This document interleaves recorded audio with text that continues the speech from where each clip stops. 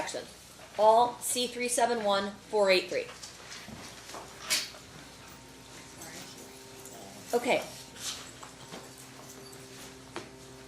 Looks like we have everybody present in custody, is that correct? Everyone except Cabot and Butler. Where are Cabot and Butler? They're outstanding. They're in warrant. They're in warrant. And why aren't they on calendar? You don't know. Okay. All right. So, so Howard Cabot is still in warrant, so that warrant will remain at this time.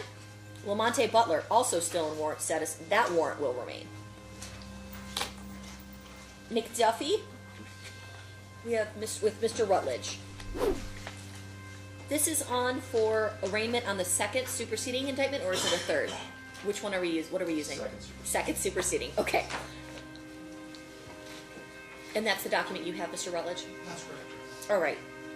Have you gone over that with your client? I've gone over a previous version, which the charges against them were the same. All right.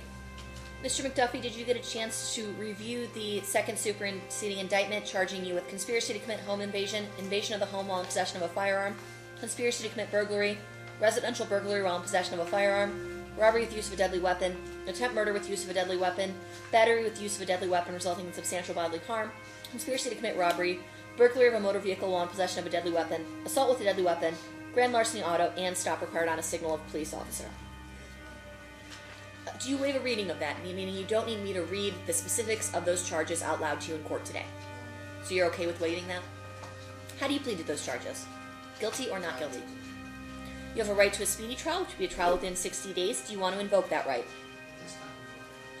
We have a trial date presently set for the co-defendants of 4/10. Does that work? Do we want to maintain that date? I'm going to look to you, Ms. Rasmussen, because you're the one who initially set that date. I actually, It was Ms. Brown? Brown's Oh, I client apologize. who wanted to invoke. Okay, Ms. Brown, are we going to keep 4/10, or do we want to I'd like to keep 4:10. redo the invocation?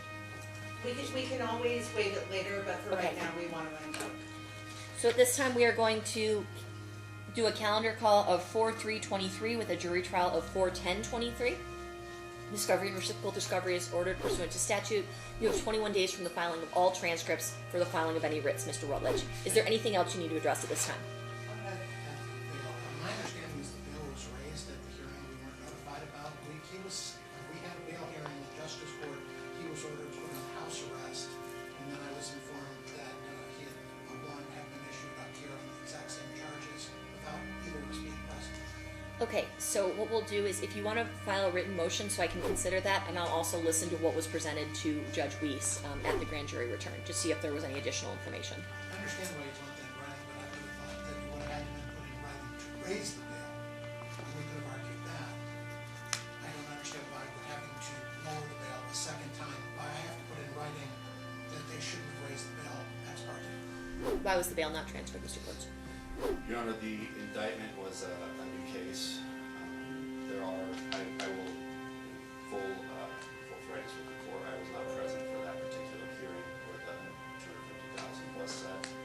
But again, this is a new case in the district court, and the charges which he's facing are serious and presented to, I believe, Judge Jones at that time. Bail was set at this time. Was there any additional information presented at that time, or are these the same charges that he had in Justice Court? Charges that were presented in Justice Court. What was the bail in Justice Court? He was put on house arrest. An OR with house arrest? The highest level of house arrest. And they were in the process of processing that when this came down. And house arrest is there. There's just such a big discrepancy that I do need to see it. I need something in writing. I understand that it sounds like there's nothing, and I may be forced, or I may be in a position where I do go with what the Justice Court heard. But I can move it to next Monday. You want to set it for a bail argument next Monday? Yes, sir. Okay. It was our intention, Your Honor, just my intention to address his bail in writing as well, whether he was on house arrest or the 250,000. Okay. So we're going to set all arguments on bail for Monday. Everyone's probably going to have the same issue. Okay, so that's what's going on with Mr. McDuffie's matter. Raven Queen, C371483. Good morning, Your Ms. Honor. Rasmussen. Yes, Lisa Rasmussen, bar number 7491, on behalf of Ms. Queen. I have reviewed the second superseding indictment with her. I want to let the court know I have a conflict. My firm has a conflict based on the new defendants that have been added. I see. My firm has represented one of them previously in juvenile court. Okay. So I've been working with the family. I mean, it doesn't require me to like walk out of the courtroom this minute. It's just a Sure. long-term problem, as I'm sure you can recognize. I've been working with the family and Robert Langford, and I think that they're, going to be talking to him about retaining him. Okay. So if mine could be set, well, Monday's fine for confirmation of counsel. Okay. She's going to enter a not guilty plea today to the yes, we're here on the second superseding indictment now, right? Yes. Okay. So she's going to enter a not guilty plea to those counts. I've reviewed it with her. She has a copy of it. And then hopefully we can get the counsel thing worked out by next Monday. I do want to make a record though that her bail was increased with no notice to me from 500,000, which was already very high, to Yes. $1 million. And it was not, in fairness, it was not Mr. Ports, it was Michael Dickerson, who saw fit to appear before the judge and ask for a 100% increase in bail with no notice to me, and he knew that I was counsel on it. This is wholly inappropriate.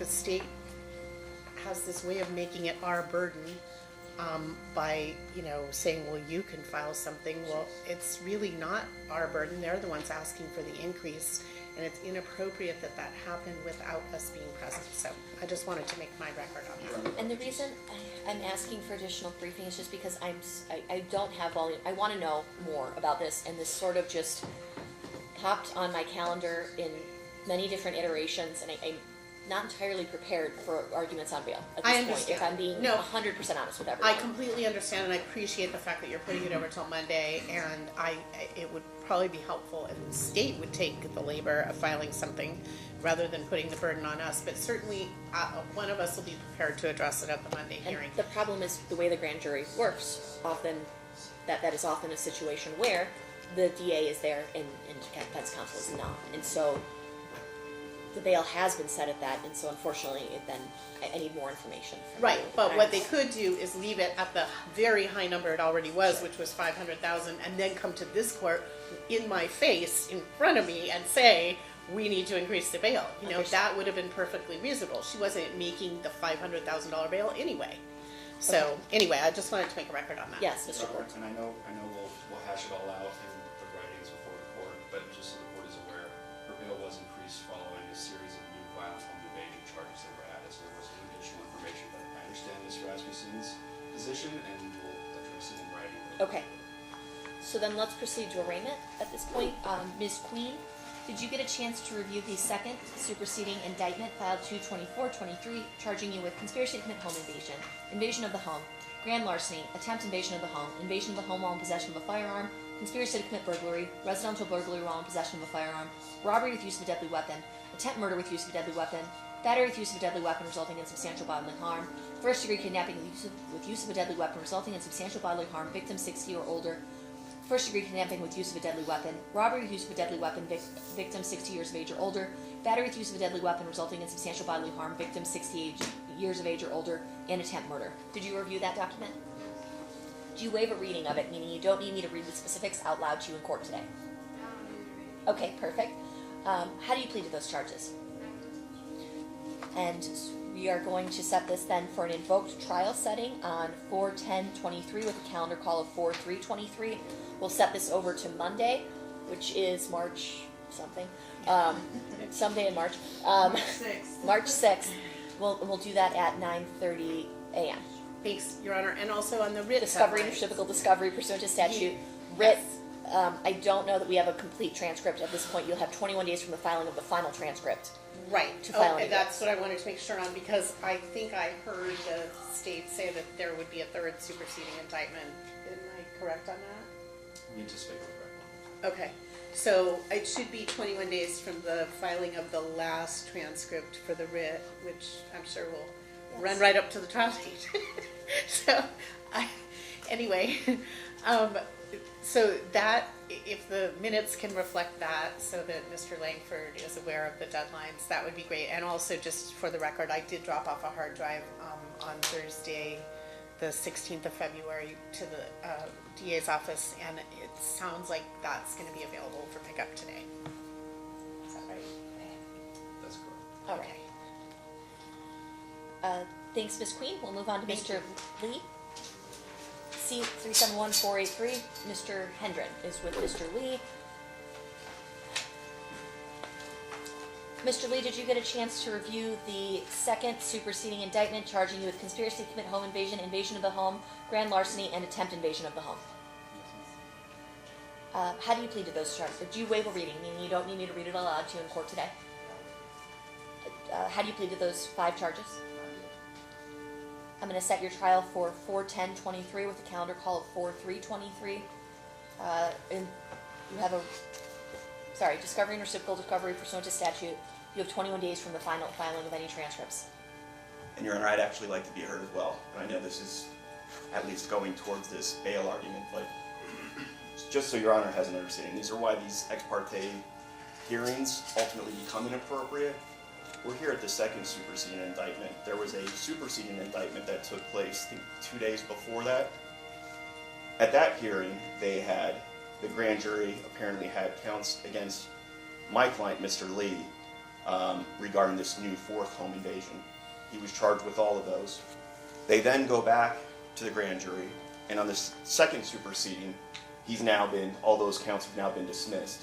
So we're at a place where the original indictment was at, when Mr. Lee was originally charged with counts 1 through 5. At that point in time, bail was at $250,000. When it came to the superseding indictment, the state ends up raising it to $1 million.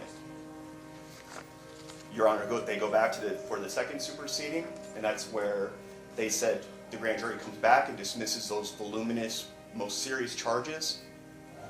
And reading over the court minutes, bail still remains at $1 million cash bail and not $250,000 cash bail. Not one thing has changed with regards to my client, yet the state's able to come and have these ex parte hearings where my client has been charged with nothing new, and now it's been increased 4 times the amount. And like Ms. Rasmussen said, it's basically shifting the burden upon us, having no notice about these bail increases, that we basically now have to come before Your Honor and say why it's inappropriate.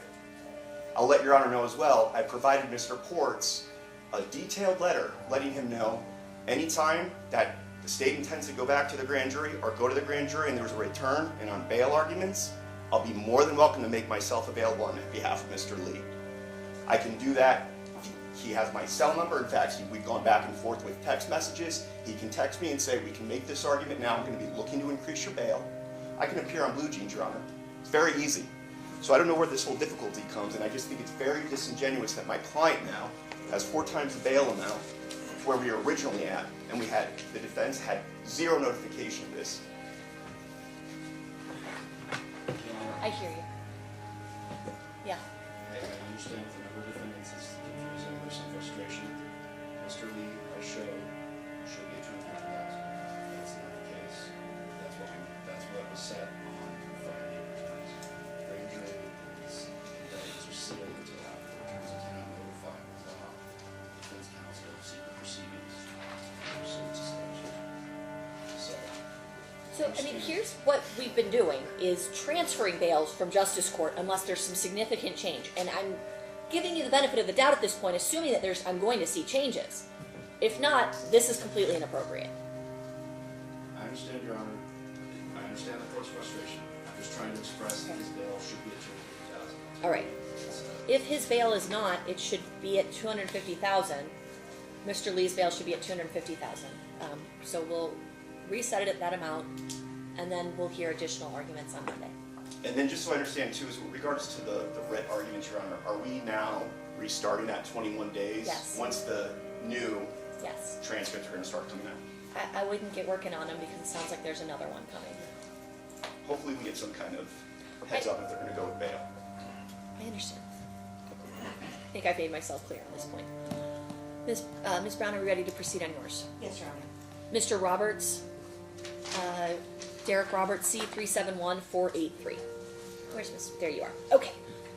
Did you get a chance to review the second superseding indictment charging you with conspiracy to commit home invasion, invasion of the home while in possession of a firearm, conspiracy to commit burglary, residential burglary while in possession of a firearm, robbery with use of a deadly weapon, attempt murder with use of a deadly weapon, and battery with use of a deadly weapon resulting in substantial bodily harm? Yes. Do you waive a reading of that? Meaning you don't need me to read it aloud to you in court today. Okay, we'll waive that. At this point, I'm going to set you for an invoked trial date of 4/10/23 with a calendar call of 4/3/23. Discovery and reciprocal discovery ordered pursuant to statute. Additionally, you'll have 21 days from the filing of the final transcript to file any writs. Thank you, Your Honor. We did agree with the state that my client's bail is supposed to be at $250,000, Okay. not $1 million. So if we could go ahead and have that updated. Okay, Mr. Roberts' bail should be reset at $250,000. $1 million was an error. And we would not need to be here on Monday. I'd like to file my own motion once I Sure. have the discovery. Okay, so what I'm going to do then is you are just, the next date that you guys have is 4/3. And if once you file a motion, it'll get calendared in the normal course. Mr. Hendren, do you want to be here on Monday? I'm gonna be present on Monday, I'm assuming. Are you the filing state- a bail motion? Well, I don't know if the state's gonna be, we'll leave that date on. I'll be present. The one Okay. thing I do have, want to also ask as well, I did provide Mr. Porth, it's been, I think, like 10 days now. I was supposed to get it a while back with regards to the discovery. Will I be getting that today as well? Because that's Sounds gonna like also things be. are changing, but Your Honor, we've been in touch and communication with our defense counsel and have advised them that as of last Friday, all the discovery was ready. It was due to the size of it taking a significant amount of time to transfer into all the drives, and I told them I would update them today. I'll let them all know today that it will be available later this afternoon. okay. I'm going to contact all of them that is available. I did just receive drives from Mr. Rutledge, who's doing that, and so we'll be putting those in as well for so. Thank you, Mr. Ports. So we can leave March 6th on if I'm gonna be getting discovery then today as well. Okay, I'll give Mr. Hendren March 6th as well.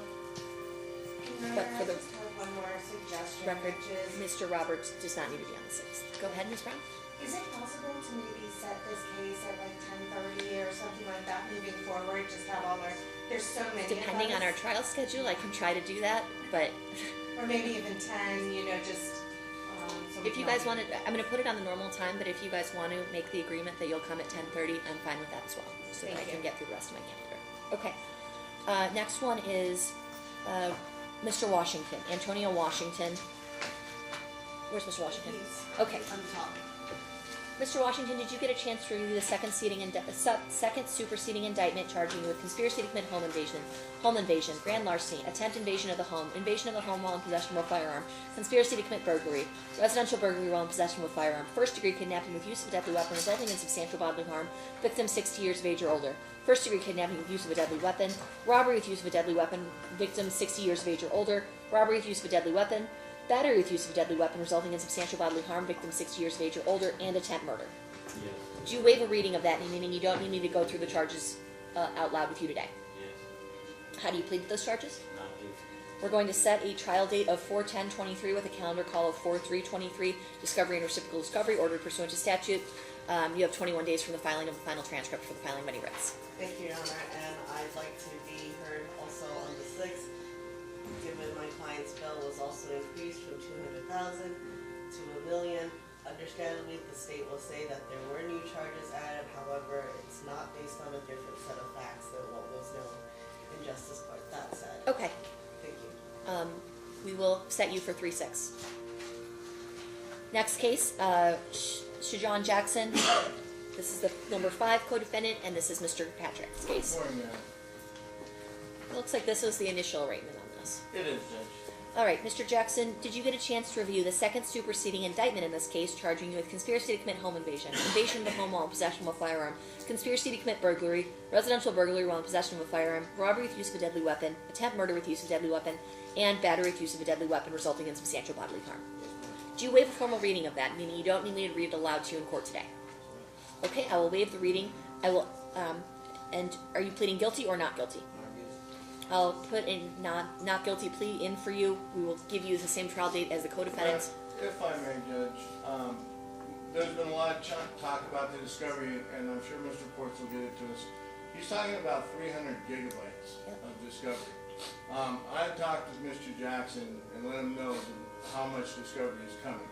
And he was prepared to waive today, so I want to put on the record that we are not invoking due to that much discovery coming in. Understood. But You're going to get the same trial date as everyone else. If that becomes an issue at a later date, you do have that on the record. very good. Also, I want to be heard on the 6th. Mr. Jackson was actually out of custody on house arrest when the second superseding indictment came down, or the superseding indictment came down, and they went and snatched him up from his home and put him back in custody. He had the same thing. There is no new charges here, no new allegations. It's exactly the same as what was in Justice Court. He was out doing well on house arrest, looking to fight this, had an appointment to come in and see me, and when he missed it, I started looking for him and found out that he was back in custody for no reason. So, and I understand the court's position, and I will put it in writing, and I want to be heard on the 6th, but I echo what everybody else has said. He's 16 years old. $250,000 bail is absolutely ridiculous. And he was out on an OR, on house arrest, doing well, doing what he was supposed to do. He came to court, he was in touch with me, and then they just threw him back in jail. And I'm sorry, Your Honor, because I know you've heard this all before, but I have to put that out there because, Mr. McDuffie hadn't quite got out yet, but Sean was out.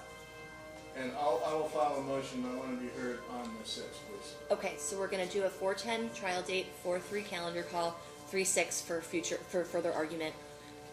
I understand that you're concerned about it sort of shifting the burden to you, but that's where we're at, and that's unfortunately how the grand jury system works. And we will hear you. We'll see you back on the 6th. Very good. And if Thank everybody you. wants to be here at 10:30 on that day, that's fine with me. Very good. Thank you, Your Honor. Okay. Thank you, Your Honor. Thank you, Mr. Ports. Thank you. Do you think?